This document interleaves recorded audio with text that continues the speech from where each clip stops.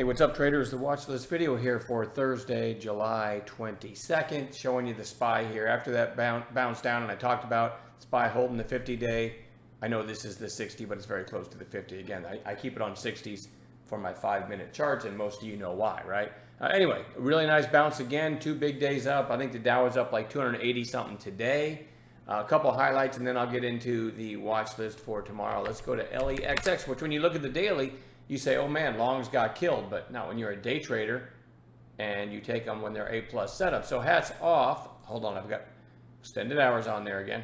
Hats off to Shauna in chat. I would say it looked about like this and was starting to curl back up. This was on the morning gap playlist. Took off, came back down. She called second mouse. In other words, back through 9 with the high of day, only 15 cents above. I saw her post. I love the idea. I nailed this thing. I think I had filled at $8.99 actually. And then we got the rip, the halt, and it came out. And I don't think I sold any over 11, but I sold a nice chunk over 10 from an $8.99 entry. That was a great way to start my day. Actually, Shauna had several great posts today. I just don't have them all in front of me. Also, let me go to MRNN now. All right, so it looked like this.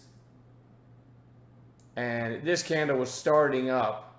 I had already mentioned this near the opening bell, like right after the opening. I said, hey guys, this MRNN is already on bounce watch and it's getting big volume.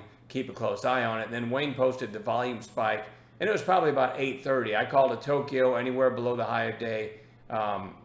Probably about 8:40 is where anyone or everyone could have got filled. And then in about 6 minutes, it went up to 9:30. Maybe 4 or 6 minutes. So that was pretty cool. There's a couple highlights from the day. There were several in chat. Teamwork is off the charts. No pun intended. So here's what I'm watching for tomorrow. AEHR just ripped today. I had this on watch.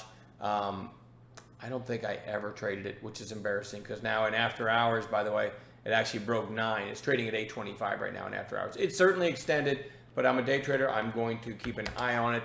CEMD, massive volume today and a huge run, but closed well off its highs. So we're gonna have it on watch, but I don't love it when they close that far off their highs. CPOP, again, a decent volume day, CPOP, and holding up pretty well. I want to keep an eye on that one. MRNN, already talked about the trade today. It closed well off its highs also, but again, let's go to 5-minute candles. And when you see pops like this and pops like this, you say to yourself, you know what, this has to be on a chart, right? OCGN is just holding up pretty well, so I want to keep an eye on that one. Not my favorite trader, by the way. XAIR, big rip today, closing off of its highs, but big volume, and I want to watch that one tomorrow. MITQ finally seems to have found support, so I want to watch that one. Bear with me a second here.